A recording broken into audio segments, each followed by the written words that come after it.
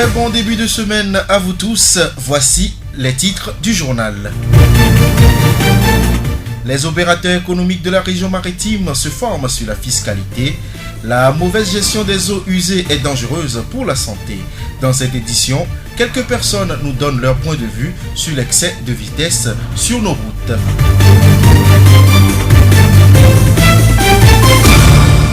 Radio Horizon à Thiéviers sur 101.1. Le développement des titres. Les opérateurs économiques de la région maritime renforcent leur capacité depuis ce matin à Thiéviers sur la fiscalité des petites et moyennes entreprises individuelles. Cette session de 3 jours, initiée par la Chambre de commerce et d'industrie du Togo, va édifier les participants sur les bonnes pratiques de la fiscalité et aplanir les divergences avec l'Office togolais des recettes. Les précisions avec Georges Kavégué, élu de la Chambre consulaire de la Chambre de commerce et d'industrie du Togo. Pour qu'une entreprise naisse et vive, il faut des hommes, mais des hommes bien formés.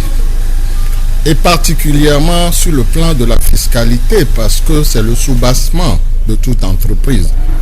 Et depuis la création de l'office, beaucoup de nos entreprises n'avaient pas l'habitude de gérer convenablement leur structure comptable pour la fiscalité. Ce qui a créé beaucoup de problèmes à des petites et moyennes entreprises à la naissance de l'OTR. Depuis 1 an, nous nous appliquons au niveau de la Chambre de commerce à renforcer la capacité de nos acteurs, des opérateurs économiques, pour qu'ils répondent à cette exigence qui a un devoir civique de paiement des impôts, parce que vous savez que pour qu'un pays se développe, il faut que le pays ait les ressources, et les ressources proviennent des sociétés, des entreprises qui concourent au développement de notre pays. Donc c'est pour ça que nous voulons renforcer la capacité de nos opérateurs pour qu'ils s'accordent avec l'OTR, pour que des problèmes ne se posent pas, de problèmes de compréhension ou de méconnaissance de la fiscalité. Georges Kavégué, élu de la Chambre consulaire de la Chambre de commerce et d'industrie du Togo. Rappelons que cette formation prend fin mercredi prochain et va s'étendre sur la définition des concepts fiscaux, la fiscalité directe et indirecte, les régimes d'imposition, les obligations fiscales et l'optimisation fiscale.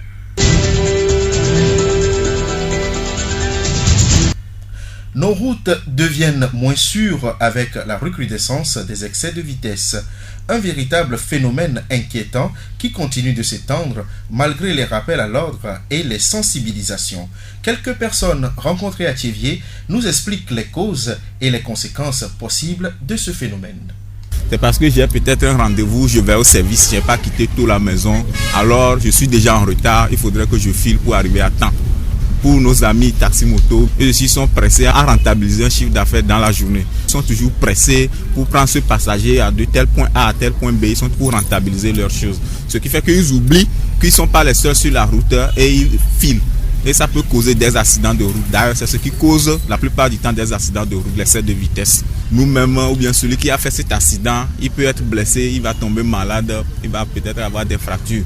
Sa moto sera aussi endommagée. Au niveau de nos frères de taxi-moto, ils filent parce qu'ils veulent avoir une certaine somme au cours de la journée. Donc, comme ils sont en train de chercher des passagers, donc ils filent. Alors qu'ils prennent des passagers, et donc s'ils font des accidents, ces passagers seront blessés, eux-mêmes blessés, et ils vont se retrouver à l'hôpital. Et par rapport à ceux qui ne font pas taxi-moto, peut-être qu'ils ont un rendez-vous. Et c'est pour ça qu'ils filent. Quand on n'est pas patient, on ne marque pas d'arrêt, c'est beaucoup de dangers qui peuvent se produire à ce moment. Quand on est en excès de vitesse, à l'approche d'un danger imminent, on ne peut pas maîtriser l'engin. Et c'est les dégâts. L'excès de vitesse en pleine agglomération, ça crée beaucoup de dommages inévitables. La voix du Zion. La gestion des eaux usées rencontre beaucoup de difficultés dans nos milieux. Des flaques d'eau à même le sol par-ci, des boues et des résidus d'aliments par là, C'est le décor que présentent plusieurs quartiers de notre ville à cause de la mauvaise gestion des eaux usées par la population.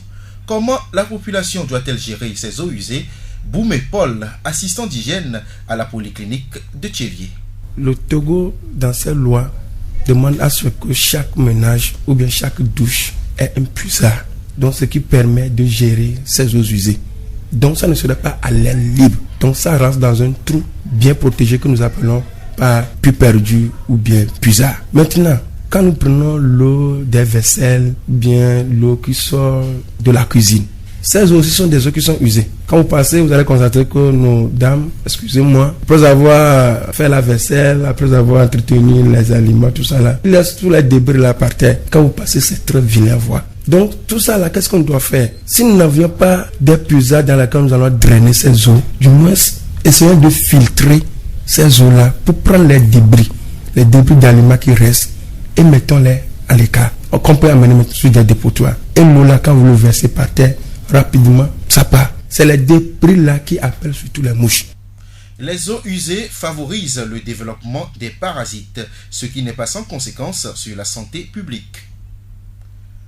La mauvaise gestion de ces eaux constitue un danger public. Quand nous parlons de danger public, c'est que c'est toute la communauté en question qui est concernée. Les vecteurs de maladies, comme les mouches, les cafards, les souris et autres qui viennent là retournent dans les maisons. Pas seulement dans ta maison, mais ceux qui sont à côté de toi. Une mouche peut quitter, essayer d'aller à 1 km, à 100 mètres, 500 mètres. Donc les maladies qu'il a ramassées dans tes débris, là, dans ces déchets, il le ramène sur la nourriture de quelqu'un qui va manger. Ça constitue un danger, la personne va tomber malade. Et il y a plusieurs maladies qui sont liées à la mauvaise gestion des eaux usées. Quand nous prenons le cas de la fièvre typhoïde, prenons le cas même du choléra, presque les maladies liées aux maux de ventre, tout ça là, ça vient de là. Donc voilà en quelque sorte le danger que ça peut causer.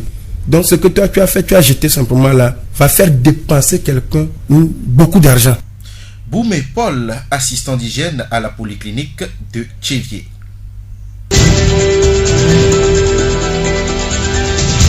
La voix du Zion.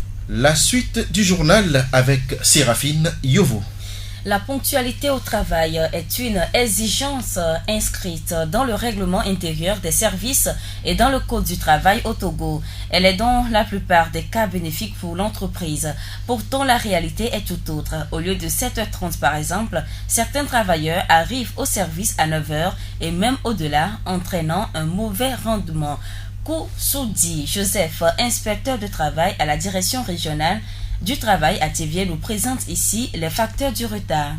Je vais prendre les facteurs d'abord liés aux conditions du travail. Je prends par exemple un travailleur qui pendant 3 ans ou 4 ans d'affilée n'a jamais joui de ses congés. Physiquement, il est abattu. Donc, c'est un facteur qui n'est pas si visible, mais le fait de n'avoir pas joui 1 mois par année de service effectif, pendant 4 ans, il a été astreint à travailler sans tenir ce repos-là. Déjà à partir de la 3e, 4e année, le matin, pour se lever du lit, ça va créer des problèmes. Il y a aussi des travailleurs qui sont soumis à des travaux durs et difficiles et faits sur un certain nombre d'heures données. Le lendemain, il a de la peine à se lever, ou bien des heures de pause très réduites. L'autre facteur, c'est des facteurs des fois indépendants de la volonté du travailleur. Supposons que le matin, tu t'es apprêté, tu veux venir au service et puis un de tes enfants tombe malade. Ça peut aussi faire que le jour-là, tu viennes en retard. Il y a aussi la question de personnalité, c'est-à-dire que tu sais qu'il y a l'embouteillage que je dois traverser, je ne peux pas prévoir ça, donc il faut s'organiser personnellement, tu quittes plus tôt. Le Code du travail prévoit des sanctions. Le droit à la défense est un principe général de droit. Autrement dit, avant de sanctionner quelqu'un, vous devez lui donner l'opportunité de se défendre. Sinon, des fois, tu peux sanctionner à tort. Pour ça aussi, le travailleur déjà peut prendre ses dispositions. Quand il y a de ces genres de situations imprévues qui arrivent, tu appelles. Aujourd'hui, nous avons tous les moyens pour communiquer. Maintenant, quand tu viens, il faut justifier. Si cette procédure est respectée et on voit que tout est lié maintenant à la volonté du travail de ne pas respecter le règlement intérieur, là, il y a l'avertissement avec inscription au dossier, la mise à pied de 1 à 8 jours avec privation de salaire, la mise à pied aggravée de 1 à 15 jours avec privation de salaire, le licenciement avec préavis, le licenciement sans préavis en cas de faute lourde. C'est par rapport aux circonstances et autres, et on apprécie. de façon raisonnable et humaine sanctionner. Une fois que la faute est découverte, pour le sanctionner, vous avez 2 mois. Pendant les 2 mois, si vous ne faites pas sortir votre sanction, on suppose que vous avez pardonné. C'est interdit qu'une même faute, vous les sanctionnez doublement. Chacun doit avoir la conscience professionnelle. Nous remercions Koussoudi Joseph, inspecteur de travail à la direction régionale du travail à Théviers.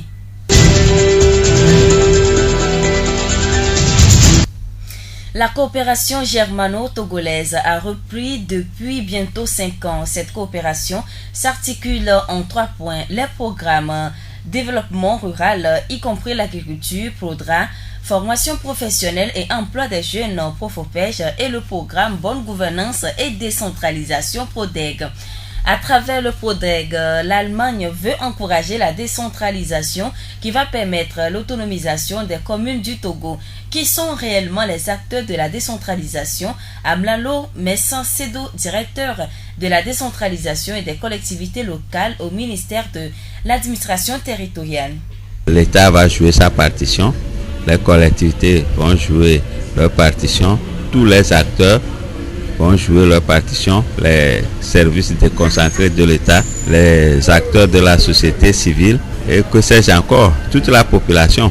Donc ce n'est pas quelque chose qu'on doit faire et que l'on doit se dire que ce sont les autorités qui vont contre la décentralisation à bon port. C'est une gestion de proximité qui poursuit l'objectif de faire adhérer les populations au programme de développement de leur localité. Et donc c'est un processus inclusif et les gens doivent comprendre ça et mettre tout en œuvre, prendre tout comme si c'était leur propre maison qu'ils veulent construire, les apports qu'ils peuvent faire, les responsabilités à prendre. Ces responsabilités peuvent être prises au niveau nature, au niveau espèce. La décentralisation est une voie pour le développement équilibré et harmonieux d'un pays. Le Togo s'est inscrit dans cette dynamique pour permettre à chaque collectivité locale d'être autonome afin de s'épanouir librement. Quelle est la situation de la décentralisation dans notre pays?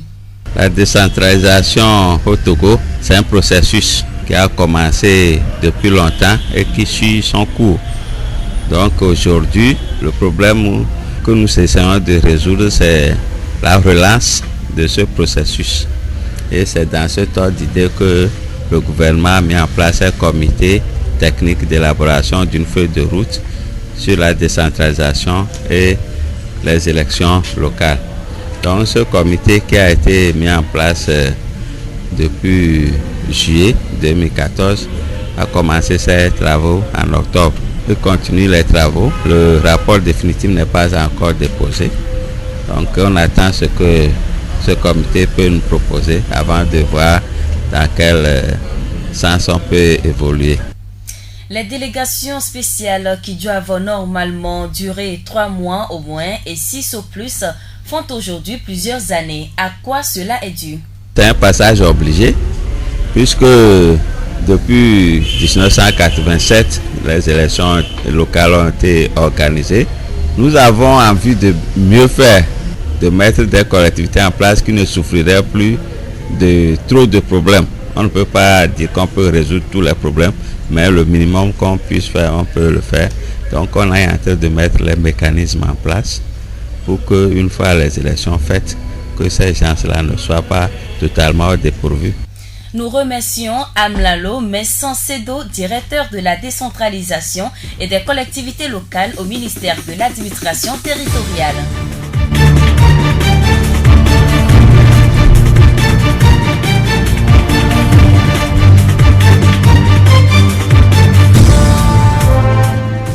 Fin de cette édition, merci de l'avoir suivi. Merci à toute l'équipe de la rédaction. Présentation Edem Agbetosu et Séraphine Yovo. Réalisation Mustapha Yolou. Je vous rappelle les titres.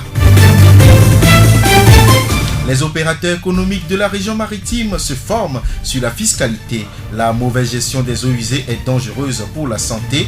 Et dans cette édition, quelques personnes nous ont donné leur point de vue sur l'excès de vitesse sur nos routes.